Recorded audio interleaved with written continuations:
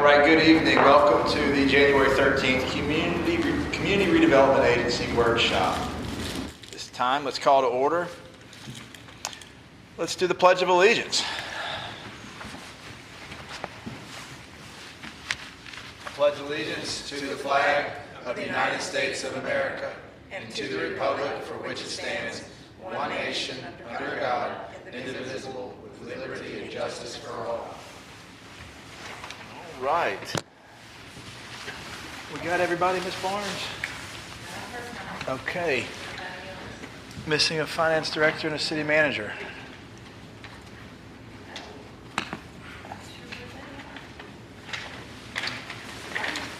And the city attorney. Well, I saw you. We got a quorum board-wise, but I just didn't know if you knew something I didn't know. Okay. Okay. They're probably back there discussing high-level stuff.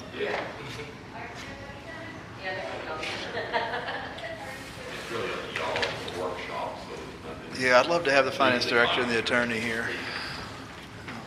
Oh, and the board member. Hey, Miss Riley. Hey, Jeff. What's going on, man? Okay. All right. We got those now just out. Is the finance director here, or is she not here? Not here? Okay. All right. So that brings us to 3.1, establishing formal procedures for the CRA projects. Mr. Gibson. So this came up in the the December LPA meeting that we had. It was just one that was, obviously that meeting ran a little bit long. This is just kind of the next step in the process for trying to streamline some of the stuff with the CRA. And really it's just trying to get your feedback on this. We did kind of create some basic workflow processes for items. There are obviously some discretion on how we proceed with a lot of different items. There's some things that we can get done really, really quickly, and some things that obviously are going to take a lot longer, and really it just depends on what level of input we're going to be needing from you all on that, on some of these projects. So we came up with this draft approval workflow, basically trying to take this from somebody has a thought of what we should do to, okay, now we're completed and fully done with the project. Keeping it vague enough to where we can kind of fit everything into there, because obviously it's going to be different between, if we want to do a $500 cleanup somewhere versus an $80,000 project. There's obviously a wide difference in there, but also kind of factoring in some of the things that are involving creative side of things, because that's where it does get tricky, where what I may think would look good somewhere, she may think something else would look good different, and you all may have 7 other opinions on that. So really trying to figure out what the best way to proceed forward with kind of everything, understanding that there's a lot of uniqueness in each one of these items in there. So really this is just to get your feedback on the workflow that's in there. I can do this however you want. I can run through what the workflow is, or if you all just want to kind of start throwing out ideas, or however you want to Let's proceed. hear the workflow from you, and if you're okay with it, as questions come up, do you want us to wait till the end, or you want us to dive in as the question comes up? I'll pitch it back to you. Say dive in. All right, let's start the presentation on the workflow. As questions come up, we'll throw them at you and do this workshop environment. All right, sounds good. So basically with the project concept and initial inquiry, this is kind of written so that just an external person has an idea and they're going to bring it into there. Obviously CRA board or us comes up with something that's a little bit different, but this is just kind of the idea in there that we've got like an external entity or person that wants to provide some input for an idea in there. And really that's where they will come in and they will provide the overall concept for it. The CRA staff, one of the first things, and when you deal with CRAs, you're going to hear over and over and over again, is it in the statute, it isn't in the plan, because those are 2 major requirements for any project we do. It doesn't matter if it's the $500 one or the $80,000 one. It has to be both allowable in the statute and in our CRA plan. So that's going to be one of the big first things, is figuring that out, and then kind of working with the person to get all the documentation and ideas and everything down, so that way we got all the right information moving forward on there. Next is going to be moving into whether or not we're going to need really a pre-application meeting. This is really kind of designed to be a larger group, not just Elisa sitting down with the person and stuff, maybe a larger group if it's going to be involving public works. We get some multiple people in there to really kind of sit down and flesh out, okay, what is this going to take to do this idea and kind of take it on there. Right now, we've got it basically set up that if it's under $5,000, we don't need to do that. It's a small dollar thing. But if it's over $5,000, or if it's going to be getting creative designs involved in there, we kind of wanted to have that, again, get the bigger picture, more people discussing these things in there. Next is going to be the application actual submittal. We're working on coming up with something, a formal application, if you will, in there. But that's really just going to be to get all the information on there. Really what we're looking in there is project description and budget, design concept, preliminary drawings, ownership documentation, quotes, and then for creative design, you know, again, some of that, if somebody's got a specific idea they're wanting to bring, that's when it would be there. If it's something like we're just looking for a piece of artwork like the Vandergrift Park, that one obviously we're not going to come in with drawings and stuff. It's just going to be the idea out there, just to get that stuff moving in there. There's some additional requirements that we put in there based on values. Obviously, you know, once it gets over $100,000, we're getting into different thresholds and different requirements on there, the formal bid with purchasing and all that kind of stuff that we'll have required on there. And again, some of this stuff is going to be very flexible in there because again, if it's something like the Vandergrift Park or something where we're going out for ideas, obviously we're not going to have all that information in the application stage right there. Next is going to be the staff review and due diligence, and this is going to be obviously be going on throughout it, but really just kind of breaking this down through the different amounts that we have in here for the $5,000 threshold is really just a fast track review, staff making decisions and just getting these things kind of done in there, and then obviously the difference between going over $100,000 on there as well. The next step is really the creative design approval, and this is one where we're talking about if it's anything that is a judgment call kind of thing, you know, it can be, and that's where it really, I need input from y'all on where that is and if you want to have different thresholds on there for like dollar amounts or whatever on there. Because obviously, you know, we can get these things done as fast as possible. I'll just use the fire hydrant project, doing the patriotic designs on there. Obviously, this has to go out for bids. People give us their proposals on there, what they want to do. Depending on when that stuff comes in, if we bring it back to a CRE meeting, that could be a month and a half later from the time we get all the stuff in to get the approvals done on there. Then we got to go back through the purchasing project process to finalize all that sort of stuff. And we're fine doing that. I just want to make sure that the board understands that, you know, by the time, I mean, this whole purchasing process just takes time to do that. You know, we started working immediately after that December meeting on certain ones, the scope of work for the Vandergrift Park on there, working back and forth with purchasing on that sort of stuff, just getting it all done right. It's got to go over to Mr. Burns, he'll review for legality, then it goes out to bid. So like that one there, I know we talked about bringing that back in February with whatever the final 3 or 4, whatever we have on there. We're hoping to actually have all the bids back in or the proposals in by that February meeting, but just with the timeline, and it just takes time to get that stuff through there. So the more times we have to bring it back to the CRA, it just could extend those times in there. And again, I'm fine with all of this. I just want to make sure that you guys, I know we're trying to balance the get things done quickly and do them right and get the input from y'all on what Appreciate those that, are. Mr. Gibson. Any thoughts on that to kind of give staff some guidance, direction, support that I believe he's looking for? Any thoughts, conversations on that? Now that we're meeting every 2 months instead of 3 months, that certainly speeds some things up. Yeah. I'm in favor of seeing more of these come through here. So like say over $100,000, which is also what our city manager's, you know, threshold is kind of coming back in here to get approval for. I'd like to just see more so that we know, okay, yes, we approve that one. Here's when we're starting it. Here's when it's going to get done. So like over 100,000 threshold, I think should come back in here to the board. Now we're meeting every 2 months. I don't want to slow anything down like we Over discussed 100, last time. yeah, everything's coming to you guys at that level, for sure. But, I mean, like, some of the smaller item things is I what we're don't think talking the about. I don't think the 5,000, I mean, I don't want to change any of that, but I don't think the 5,000 needs to come back. I think the 5 to 99, could we break that down? You know what I mean? That's a big section of 5,000 to 99,000. Is that what you're looking for?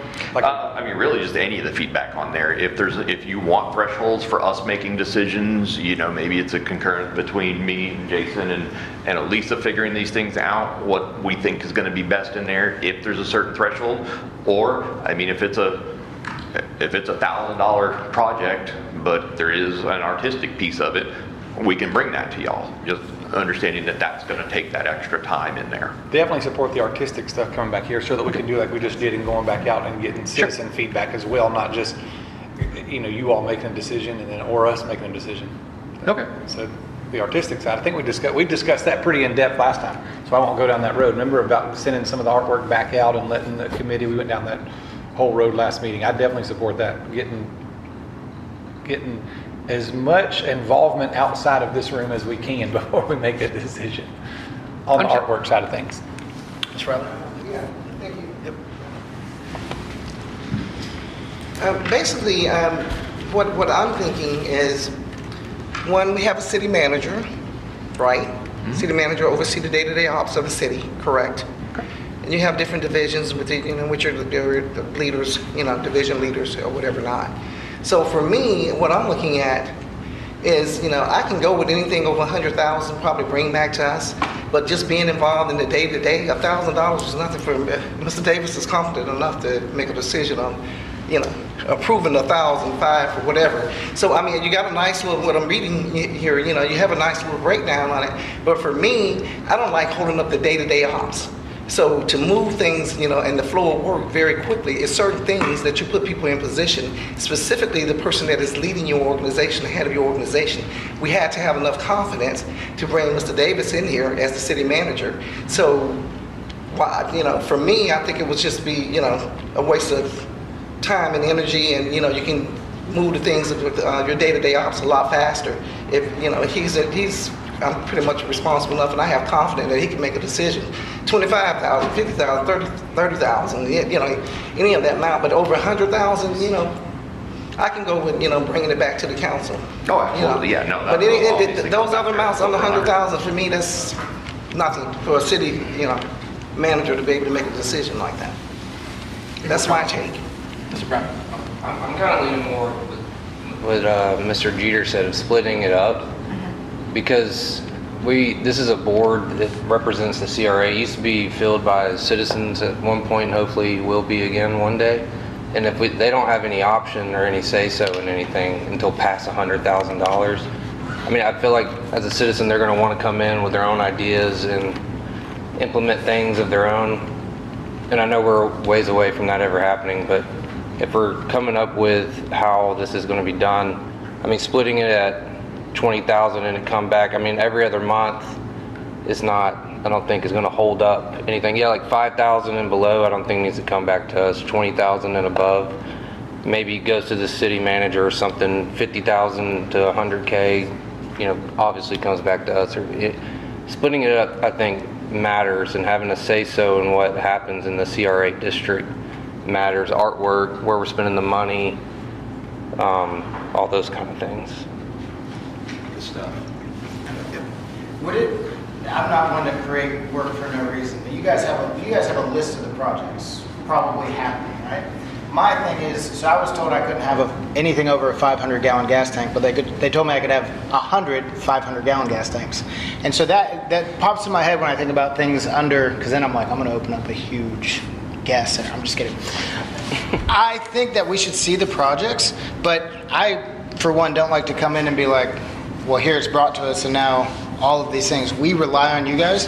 If we had a list, and this is kind of what I thought about the last meeting, if we had a list of the projects, even if they are $5,000, but you guys are like, hey, this is the order of importance, this is the action plan that we have going forward, you guys probably already have that going on. If we saw that and it was something we go, okay, well, we're aware this is going on, this is your recommendation, we love it, let's get it approved. And that could work for anything from $1,000 to over $100,000. A quick review from us where we might come together and go, hey, we've heard from citizens, I want to cherry pick this one thing, or hey, let's move this up forward in the action plan and give it more importance. And then we're tracking the projects. We're approving the projects that you guys are recommending, and then we can have a say to go, oh, let's bump this one up, let's move this one back, how scheduling works. That's kind of how I imagined it. Does that create extra work for you guys? Is that difficult to do? It does, but it's not an extreme amount of work on there, and that was our plan is in the February meeting, we're going to come back with a list of all those projects, because we did talk about that in the December meeting, that, you know, we had our budget that was going to be for all these projects, but now it's like, well, maybe we don't want to fund that. Even though it's budgeted for that, we're going to move that money over here, and really in February, it's going to hopefully be to give me a prioritization list on here, or not even necessarily this is the number one priority, but yes, we're going to fund these ones and this one's going to fall off the bottom of it and stuff like that. So that way, really just giving that priority to really Lisa to say, this is what we want you working on moving forward. And obviously that can change and stuff as things go on, but really I think that's the intent, is that in February we can kind of establish that rack and stack, if you will, priority list. And then in April, when we come back, oh, here's a new idea, here's a new project, that's going to be another $50,000. Well, here's the rack and stack, where do you want it on there, kind of thing. So that way we can kind of keep having those priorities on there. That's so how that way we know, because I mean, ultimately it's going to come down to what can we fund. Right, and that's how I imagined it. So the approvals still come through. I agree with everybody here. You could be like, here is 20 projects in this category of pricing. Staff recommends we do that. They've gone through the application process. I think unless we've heard from the community or something like that, we're probably going to go, yeah, that sounds great.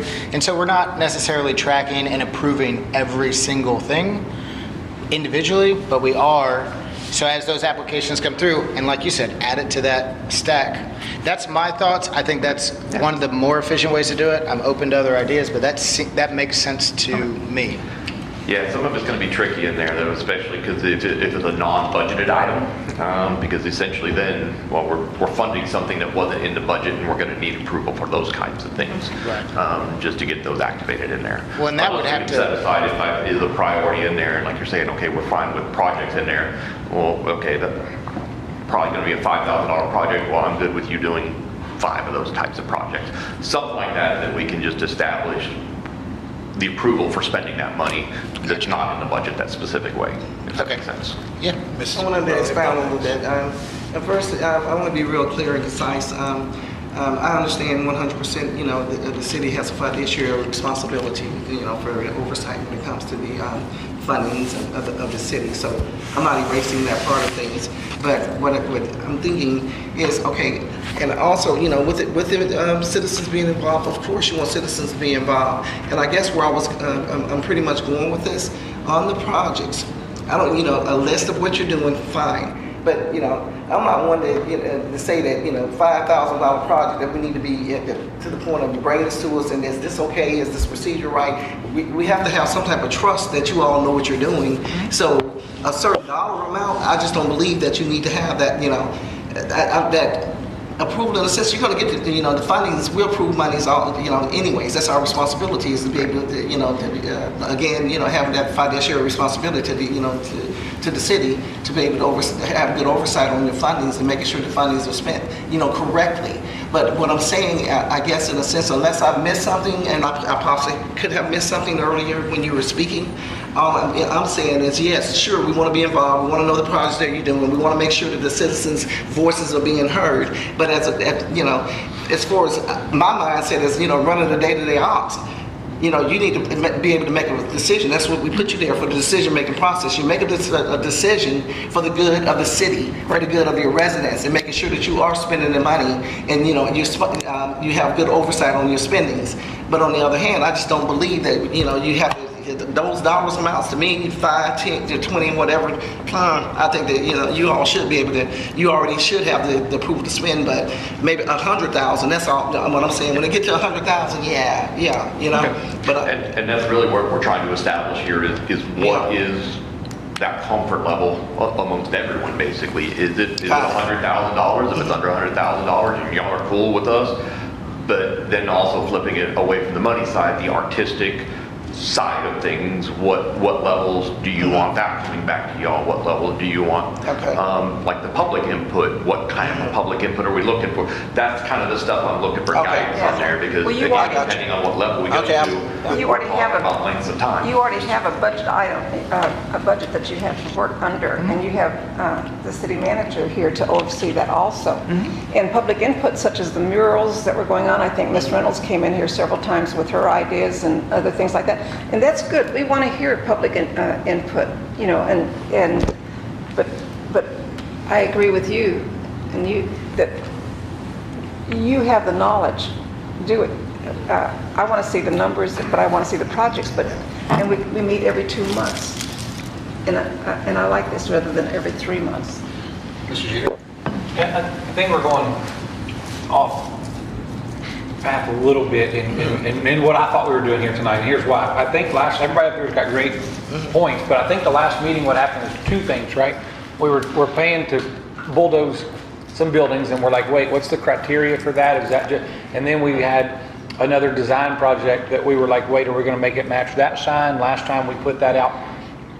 Those are mainly the two things that kind of drove this workshop, right? Like, what is it going forward? So I think a combination of what we all answered and the agenda that we had at last meeting will really solve a lot of this. If we came in here and had a list of projects, like you just said, had a number beside them, at that point in time, we could say, hey, that one right there, not a yes or no to. I'm okay with all these breakdowns and this criteria. We trust you guys to do your job. But there might be one that we at that time pull off that project list and say, that's one that we want to put out to the public. Does that make sense? I don't think we should take a lot of brain power and time making some policy that's going to slow something down, or making some policy that's going to confuse everybody. I just think if we solve, like Ben said, if we solve the projects every time, roll, go. We don't want to slow anything down. Oh, wait, that one? Wait a minute, where's the criteria of what we're bulldozing and what we're not bulldozing? Aren't those the two that kind of drove this meeting? Bulldozing the property and the artwork? Well, I mean, we had this drafted to be at the last meeting. The intent was to go through this at the last meeting. It just went 2+ hours before we even got to this one to have the discussion on this. So that's why I was like, well, let's just do the workshop to go in there. So really what we're trying to do is, I'm trying to listen to y'all and give y'all as the board what you need. I would say going forward, we changed how we're doing the agenda, and from what I've heard, well received. You guys like that? Cool. So this is really, again, now, because we've got some board members that are expressing they want to have more decision power, and other board members saying, no, just get it done tomorrow. And there's a balance in there. Because if we just go get it done tomorrow, well, if it's something that some of the board members don't like, well, then it's going to be like, well, why didn't I have a say in that?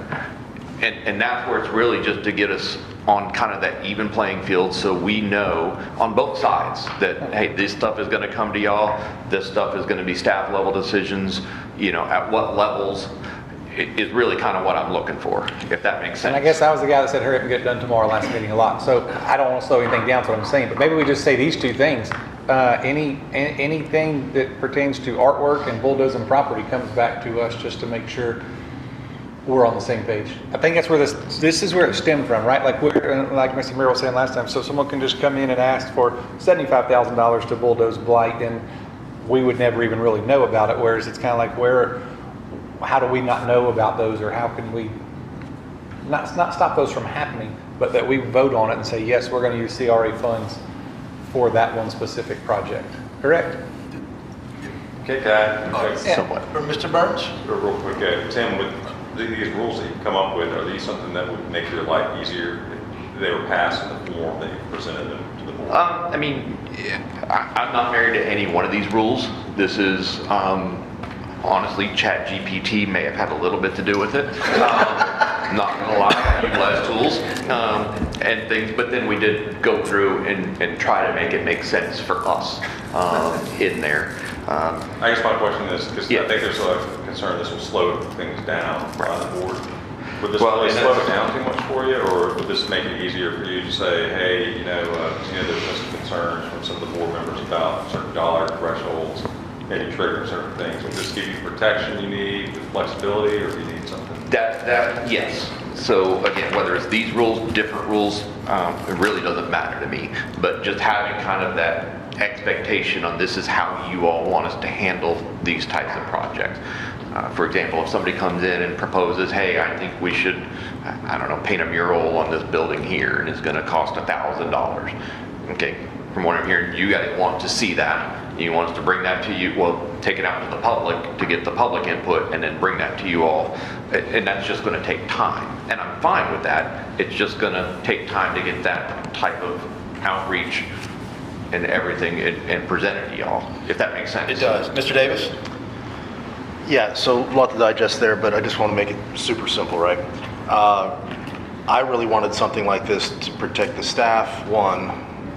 2, to make sure that at least 4 of the 7 are on the same page with the projects that are going forward. We do have a list, right?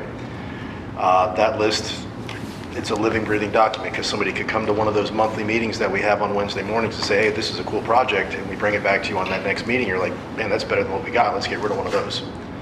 So that's really what I want some of this to drive. I don't know that I care about the dollar amount. I am a shaved ape. I have no business saying that's a cool art project. I'm the worst at that, but so I love the confidence, but I'm definitely the wrong person to do that.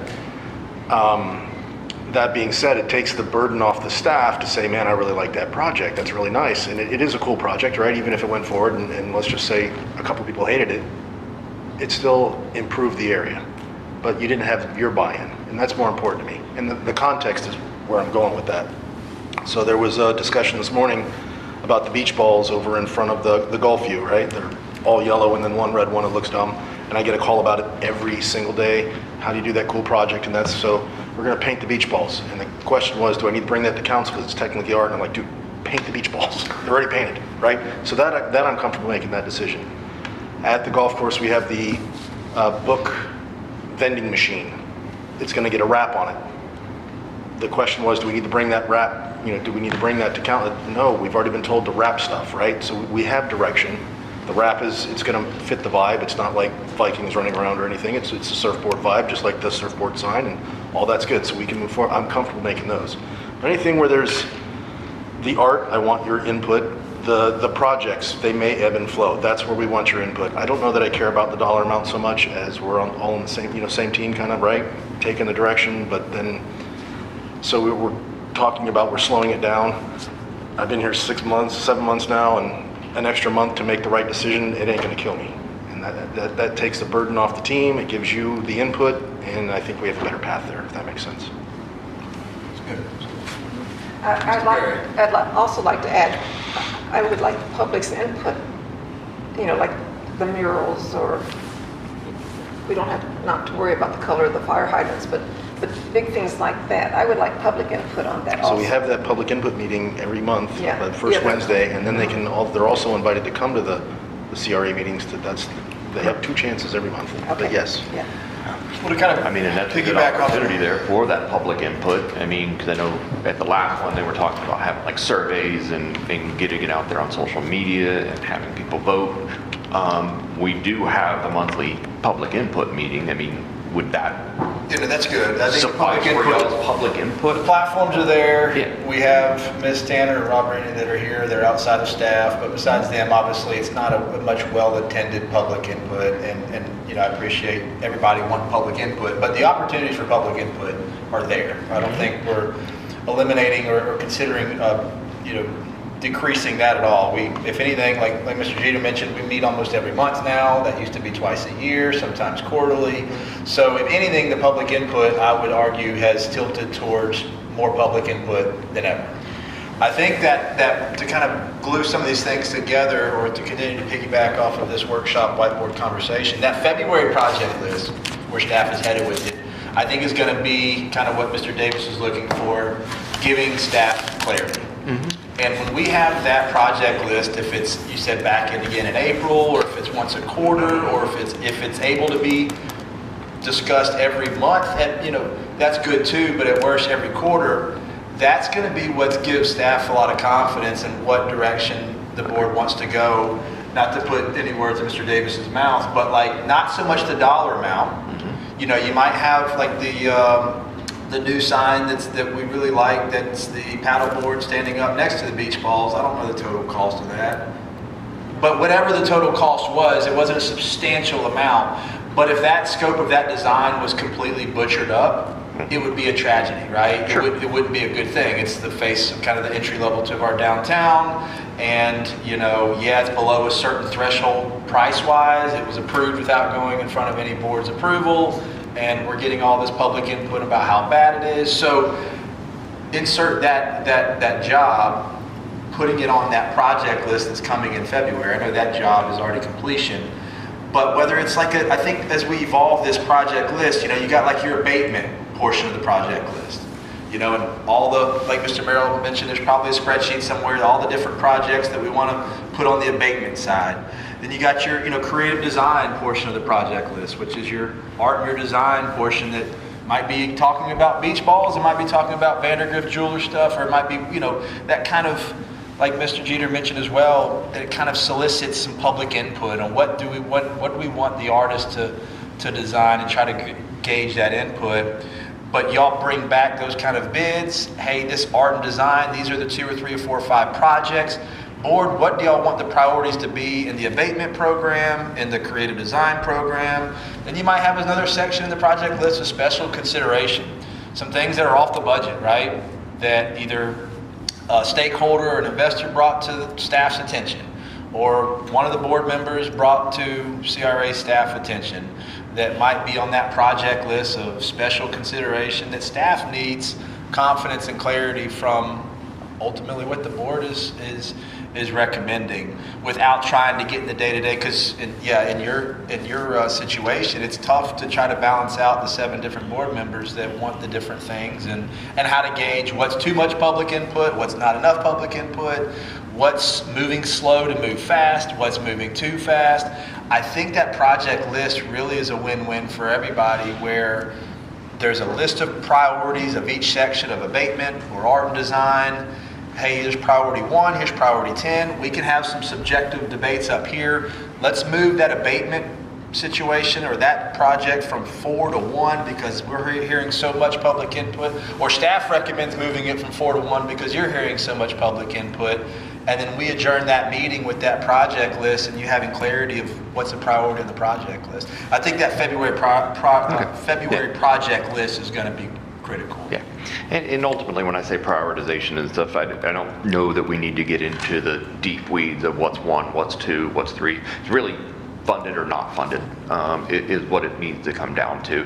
And I think once we establish that in February, it's going to be a little easier, because then as we get new projects, I mean, because ideally we're going to say, here's our projects, that's going to exhaust our CRA budget for the year.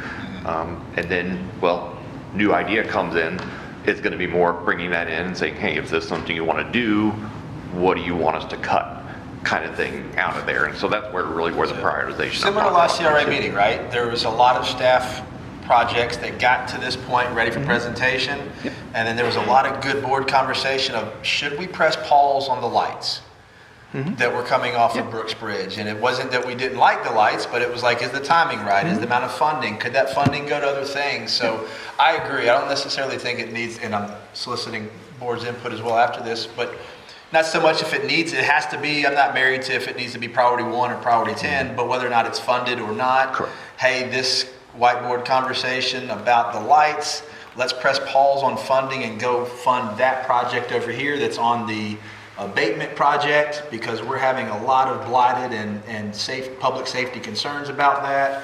Let's fast forward and fund that project. That gives staff the clarity what's on that project list, like you said, what's funded, what's not. Okay. All right, board. More conversations. This is good. Hearing how you talked about the $5,000 project, or under 5,000, I do agree with that. Even though I said we want to hear them, I guess we can even hear them retroactively. You know, we'd love to know the projects that got done every 2 months, kind of keeping at least a tally of like, oh, we did this many projects. That's great.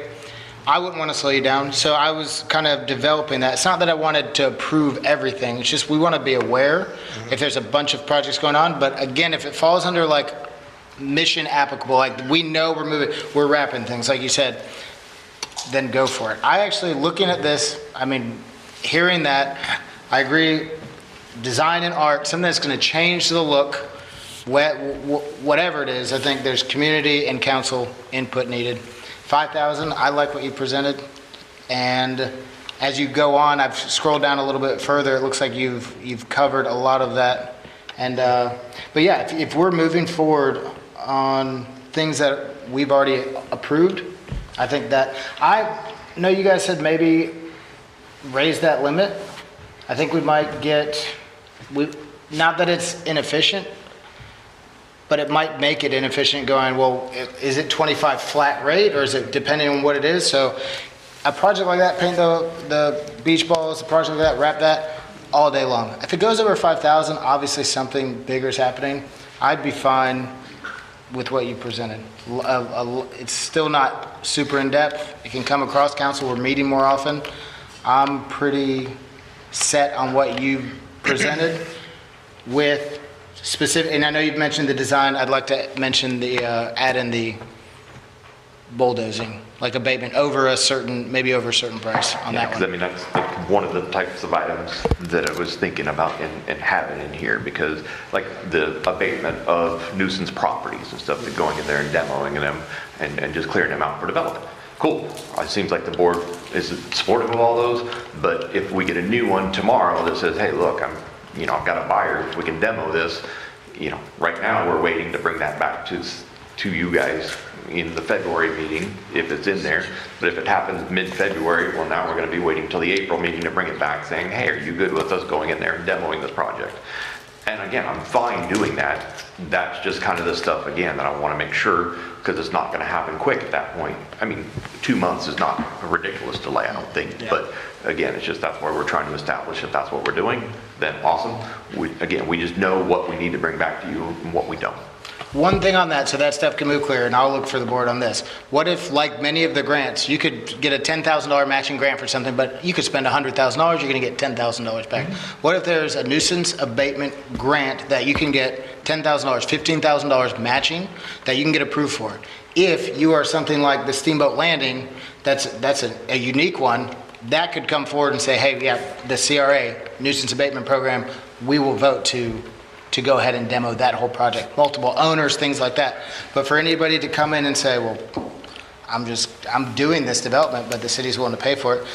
If they're doing good things, Mr. Jeter's mentioned that before, we're going to support it. That's what the CRA is for. But maybe there's just a set limit that's a matching grant that they can go over, but if they do, that would come to us. And that way, that doesn't slow you down. That's like, hey, I want the 10,000, 15, whatever we agree that is, would you guys be open to that? So that can move things over. Right, Mr. Browning. Yes to that. And then back to the list, I think that it solves most of the problems, like you said, Mr. Schmidt, because it's no longer, you're not really worried about the pricing, the 5K to 99,000. You're worried about the projects and is it funded or is it not? If we constantly are updated with the projects or quarterly or how often we want to do it, then we're seeing money out. What projects are priority, how much money does it cost? I think last meeting we were asked to finance the Vandergrift part. We didn't know how much it cost, and then we didn't know how much was in the budget. So if we have something that's telling us these things, then I don't think that the funding requirements is really that important, because we're seeing the projects that we're prioritizing, that staff's bringing to us, we're prioritizing them, that we're going to know how much they cost. So I think that solves that problem. And to piggyback off that, I know sometimes it's easy to come in here and put our city council hat on, but like you mentioned, Mr. Browning, I agree. This board used to consist of, different property owners or different folks inside the CRA district. But I mean, we're basically a development company or development organization inside of the statutorily community redevelopment area, roughly about a $2 million budget, where it's a substantial amount of money, but it's not the $70 million budget of the city, where some of these projects may be fluid. If we're getting that project list every other month, where I know nobody likes to change courses, or 90% of the projects might continue to move forward, but if we get an applicant that comes in and says there's a certain parcel in downtown that they want to abate that's brought us a lot of issues, but we haven't really had the owner's permission to do things in the past, that might jump up on the project list fairly high, and we might take some action on doing some things. And if that project list, to continue to piggyback off what Mr. Browning was saying, is presented every other month, it might be fluid, or it might need to be fluid, or it could go the other way as well. Hey, that list or that project that has been on the list, now that there's this new proposal that has come to us, something may jump based off of those kind of us being a development organization for a $2 million budget, and there's a lot of different special projects that come in the statutorily blighted area that we could continue to try to prioritize and define with staff because of all the things you're trying to balance, whether it's 7 board members, also too a city manager, and then trying to figure out how to execute. I think that project list does a lot. Yeah, but also we have the LPA. We can do it that way. We have the LPA that discusses many of these projects also before they even come to. Not typically. When I was on the LPA, we did. Yeah, so the LPA, different scope, but as far as the community redevelopment area, this is a board that is to meet for different statutory responsibilities to improve blightedness is essentially the summary of the statute, correct? And whether it's design or whether it's abatement or whether it's special considerations, there's a lot of things, especially in our downtown right now. And I know downtown's just a small portion of the CRA, but you might have something on the abatement program on a spreadsheet somewhere that's on the far corner of the CRA that is very important and it's funded, but then all of a sudden, a month from now, there is a parcel in our downtown that 60,000 cars see every day that owner says, hey, I'm interested in the abatement program. All of a sudden, that might gauge some interest and you realize those priorities, and now it's added to the project list to bring to the next CRA meeting, and hey, y'all, give us some confidence in what direction y'all want to go. Or do y'all want to keep funding that parcel that's on the corner of the CRA that might not be as visible, but it could be fluid. Yeah. That project list, I think, is going to really do what Mr. Davis was looking for, really kind of give clarity to staff on what direction and how to go. And we can clean it up a little bit to make it a little more easier to understand and stuff in there. But honestly, like the December agenda, those are all the active projects that the CRA is working on. That is 100% of the projects we're working on. That was kind of why we changed up the agenda to be like that, because some of them were just, hey, informational only, we're just giving you a heads up, this is what the status is on this one. And then some of them were looking for clarity on different things and stuff, but those are all the projects we're working on. That's a good point. And that agenda was probably one of the best CRA agendas ever, because there was so much itemized things broken out. As we continuously improve and core values of the city, those kind of things, what was lacking was how much some of those projects may cost. Right. Or if, those kind of things. But as we get that kind of information and it's continued to evolve with the project list, hey, this is how much it's going to cost. This is how much, hey, this was only $5,000 or $10,000, but this has an artistic design that we want to make sure that y'all are on board with, because it might not fit within the branding of the type of image and the likeness that we're looking for in the downtown, those kind of things. But that project list with the amount, the rough order of magnitude of what it would cost, and then just like how it was broken out, with a lot of the different items like you mentioned are all on the project list. I envision something similar to like a strategic plan, right? Where every CRA meeting there is not just a PowerPoint slide, or it can be ChatGPT, whatever, but like, hey, this is where we're at with the project list in the 3 or 4 different sections: abatement, art and design, special consideration. Do y'all want to add anything, or do y'all want to take anything away? This is how much things are going to cost. Ready, set, go. Sure. Okay. Yeah, and I think that's easy enough and pretty straightforward, as long as that's what everybody wants. So what I'm hearing basically is, and just to clarify, so we can go and whether we clean up this or just throw it away and just work and operate under the understanding and stuff. But basically, any new project you guys want running through you, since we're meeting every other month, nothing's going to be super delayed. But any new ideas other than like the little small things and stuff like that, that's when we can work with Mr. Davis and make sure that we're all clean on all that kind of stuff. But larger projects obviously coming in here and then really figuring out, okay, is that something we're going to fund or not, and then moving forward. And really the same, so really the artistic design piece of it is almost moot at that point, because if we're bringing things in regardless, just the artistic design piece will just have to run through some sort of a public forum prior to that. And that's something I'll have to sit down with Elisa and Mr. Davis and figure out what the right way is in there. Because we do a monthly just CRA input meeting. It's, I don't know, what would you say, probably about 30 people, 20 to 30 people? It ranges from about 16 to 20 something. Yeah. Nice. So we're getting groups of public in there, and it seems to be growing every month and stuff. So that may be one of the ways we do that. Some of the problem might be that it's just, I think it's like typically the week after the CRA meeting would be. So we may have to flip some things around inside of there, or if you want us to put it out on social media and votes and things, really that's up to y'all how you want to do that. But again, there's timelines. I can't speak for the rest of the board, but I'm okay with, especially with putting our CRA hats on, not our city council hats on, but that $2 million development organization that we are, with promoting the project list, whether it's on social media or whether it's on the monthly CRA stakeholder meetings that the city manager has and y'all have and Alicia has. I think the more discussion about the project list with those stakeholders that are at the, let's call it grassroots 16 to 20 meetings, or the social media input, and then those 2 or 3 that do come here to the CRA meetings, I'm not trying to undermine $2 million. It's a substantial amount of money, but getting into a little bit of the weeds, I think, is what the CRA board is a little obligated to do because of what we're trying to do to improve blightiness and to try to do the design inside of the CRA district. So I guess to give you clarity and looking for that, I'd love to hear the rest of the board, but I'm okay with the project list being promoted to gauge that input, as well as to try to get more people vested in the projects. Mr. Jeter? The project list, the amount of money beside it and the completion date, I'm assuming, or an estimated completion date. I think that's going to solve like 99% of these problems, like everybody's been saying. This document is just created to help you guys, help staff, like Mr. Davis said, to have a workflow. And going forward, I think just that project list is going to fix everything. And I have said in the past too, get input. We've all said it tonight, and that comes from Jerry Williams getting the coast of that survey on 6 to 8 foot fence, and thousands of people voted to raise 8 foot fence years ago.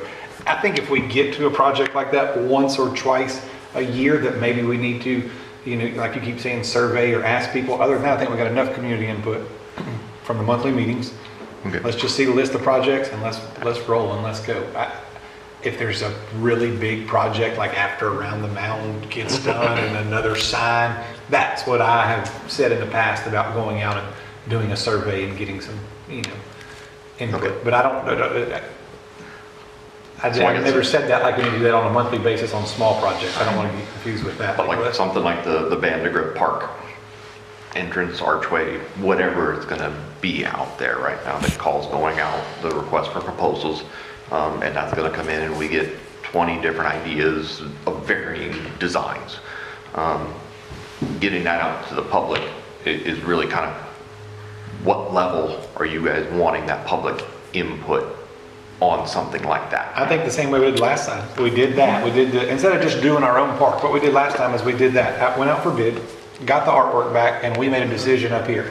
The public is allowed to come in here and tell us which one they want us to pick, or tell us, well, we narrowed it down to 3, 4, 5. That's, I don't think we need to slow it down by going out to a survey and all that kind of stuff. Well, with the paddleboard, that one was a little different, and it was like a contest from just various artists or just people who just wanted to try to draw something that came in on that one. And then there was, we kind of formed a board, if you will, various downtown residents as well as several city staff members to really, because it was a contest, we had to pick a winner and stuff. And that's why we went, and there was what, 40 some odd applicants? 46 submittals for that contest. So really, rather than bringing in 46 ideas, which one do y'all want? That's when we really kind of went in there and said, okay, what's our top 4 or 5 or whatever it was, and then those got brought in there. Kind of like the library. There was kind of an ad hoc, we just kind of threw it together to do it. We can continue doing that kind of stuff, or what I was mentioning, and we can obviously make changes in there. So the next CRA meeting is on February 24th? Yeah. And when's the next CRA? What's that? 24th. 24th. Okay, so that may actually work out, because the next, we do the citizen input meetings on the third Wednesday of every month. And that's where we just meet over in the annex, talk about all the different ideas and stuff. We can actually probably present like various artwork, get feedback from people on there, and then bring that into y'all. I just really need to, I'm kind of figuring out, because if I get 20 proposals back, I don't anticipate we'll get that many proposals back, but for Vanderbilt Park, we get 20 proposals in there. Am I bringing all 20 of those into y'all? Or are we trying to narrow that down a little bit before we bring it back in here? It's kind of the... Go ahead. I think, no, I'm in agreement with Councilman Jeters on that part. If it's something unique, then I can see, and once or twice, I guess annually, where you're saying something unique, you probably would want, the survey to go out, but not necessarily having to have, for your smaller projects. So I am totally in agreement with that. I would love to see public, comment and feedback on a unique project. Okay. And to piggyback off your question as far as looking for clarity, I don't think every proposal needs to be presented in a project list to the board. Yeah. While at the same time, if the folks that are engaged are upset that their project didn't make it, or the proposal didn't make it to the project list, feel free to reach out to the CRA board members, push it on us. Hey, we would like to hear it, but not really sure what it is. Let's see what it is. Okay, well, let me talk to staff and see what the scope on their side of the story is. As y'all know, sometimes we get information that's not always in line with what the other side of the story is. So I wouldn't recommend bringing in every single proposal to the project list, but to kind of drill in a little bit deeper, just to give you clarity, unless if there's a strong opposition on this board, I would love to see at those monthly stakeholder meetings, the project list being presented. I think it's a good exercise for staff to prioritize the projects and to gauge the temperature with the stakeholders. And then as they bring in new proposals, you may decide and your team may decide, maybe that's a good one to bring into special consideration. Or, hey, did you hear those 7 or 8 projects? Those were crazy. We can't bring all those to the board. They're good. You know what I mean? So using that discernment to give you clarity, at least from one of 5 or 6 that are here, that I don't think every proposal needs to make it, but that project list being very readily available to the public, so that those few percentage of public stakeholders that are involved, there's really a lot of connectivity between the stakeholders meeting to the board meetings. Hey, this is what was discussed at the stakeholder meeting, and here it is, and a few of the proposals that made it to the board meeting, it's just continually throughout the year being discussed, prioritized, and moved and shifted around. Okay. Can I interject one thing? Because I think that was clarification on stuff. And so that's so there's not too much subjectivity on that. Would you want maybe like a minimum of 3? Like they get, no matter what, like bring 3 of them. I think that's a good start. What do y'all think? Yeah. That good, Mr. Gibson? Yeah, or you can narrow down. Yeah, I'm fine with that. I mean, Great question. We don't need 23, and in all we're in here, I know it's a lot in there, but that's where we're talking about with having the meetings, vetting it ourselves. Does this meet is it in our plan? Is it in the statute? Is it something that's viable? We're going to do that no matter what, because if it's just something that's just not going to be able to happen, then it's a waste of time to bring it here to y'all. Mr. Davis. Just the recommendation to make that just clean and easy, right? The Vanderbilt Park project's a fairly expensive project, 50 up not to exceed 100, lots of stakeholders down there.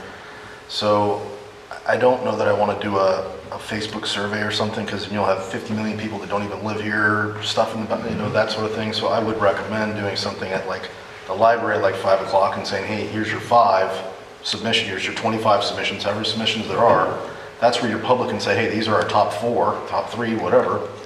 Those top 4, top 3 are brought back to the board. Sounds good. That way you have public input and it's managed, and people that actually live here and care.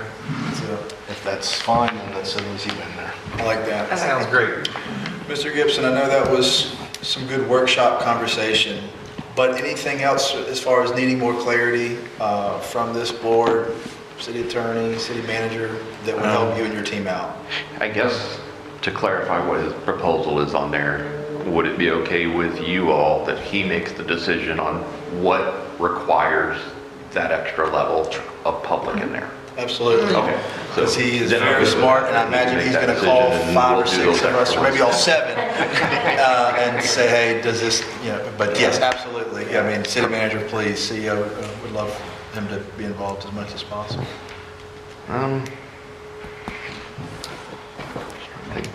Yeah, because a lot of this is going to be really moot now. Yeah, I mean, the rest of it, honestly, I like the structure, Tim. It's basic project management, right? So I think all that stays. I think you did a good job on it. All right, It is good. I think we can go back and take this input and work on cleaning it up and kind of get a final version of it. Good deal.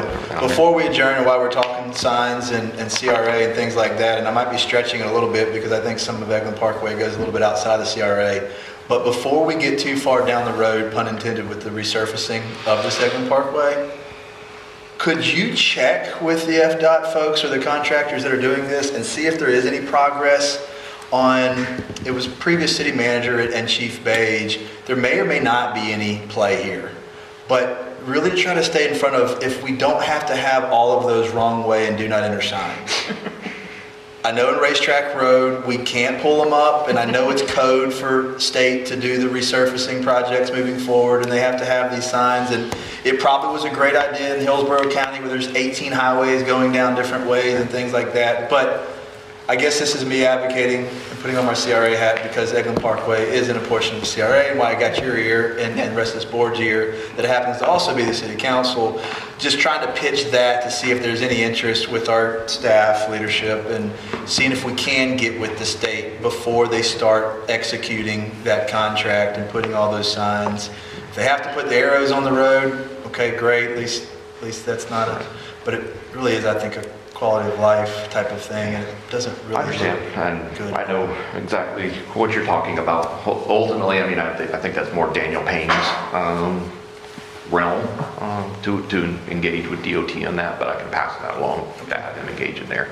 I figure about getting growth manager and CEO on the same bordering round on with the the board. ridiculous level of how many signs are at places. That's it. Maybe we can mitigate that. Maybe that's the play. Maybe we don't have 29 signs from 98 to Uptown Station. Maybe they compromise and we just have 9. But it really looks, and again, I know it's none of us, it's not your fault or anybody's fault here. It's a state thing. But one of, I think, some of the biggest frustrations I think residents have is when city folks, whether it's Mary Esther, Fort Walton, wherever, they, oh, that's a state road, we can't do anything. Well, we can. Like, we don't have the day-to-day authority to do anything on that state road, but we can encourage and influence those that are with the state to look into those things. So, love our beautiful little quaint downtown and town and those kind of things, but I know that song, Signs Everywhere Signs, is starting to get more and more relevant. So, anyhow.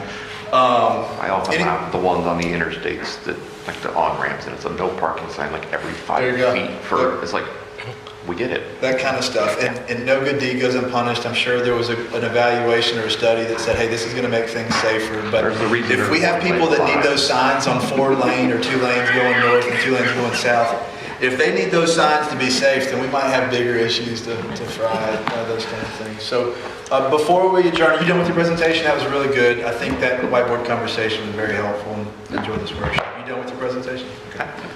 Mr. Davis, you have anything? Mr. Burns? All right. Mrs. Riley, anything to add? Closing comments from the board? No, I'm with you on that. Thank you so much for your presentation. I enjoyed it. Awesome. Mr. Merrill? All good, thank you. Mr. Jeter? I love for the plane landed. We're all on the same page now. Look forward to the project list. Great document. Look forward to February's meeting. Mr. Barry? Yes, and I appreciate you including the public this past year. You know, I'm getting a lot of really good feedback on that. Keep it up, okay? Thank you. Mr. Browning? Just want to say the same thing. Looking forward to the February project list. Always enjoy workshops where we take a lot of 30,000 altitude and you do a very good job of trying to rein us in and getting it narrowed down to what the direction is. So thank you for that. And let's go ahead and do it. Is there any public comment? Ms. Candace Tanner, because we didn't have any on the agenda. I just want to make sure we have a chance for one of the two or two of the two public to say something while we meet. No, this sounds great to me. I'm Candace Tanner, 187 Brook Street, 851. Okay. What I wanted to say was, what I didn't hear anything was, what's the public input? How do we get a project in? In the past, what I've been doing is see, click, fix, and I'll write emails and put documentation with photos to ask for projects. but how do we actually communicate now with our planning department and our CRA department? Is there going to be a form, I think Elisa said, or something that we would fill out? Mr. Davis, you want to touch on that, or you want I don't know that I understand your question. That Well- Wednesday meeting that you attend, that's your public input, then she drafts that up and brings it to the CRA meeting to see if the board Okay, wants but to. that's verbal, right? So I'm verbally saying, we want low maintenance landscaping, for example, Sure. downtown, okay? And there's issues surrounding that. There's no irrigation and so on and so forth. And that's her So- job to capture that. So right? how do I input that? Do I do that through an email? That's fine too. Okay, that's all I need to know. Yeah, verbal. I thought we were going to set up some formal communication path for the public to input. That Wednesday meeting in the morning, Very good. that's your path. Thank Or you. you can always come to the regular CRA meeting too, yeah. Good stuff. All right, any more public comment? All right, seeing none, meeting adjourned. Okay.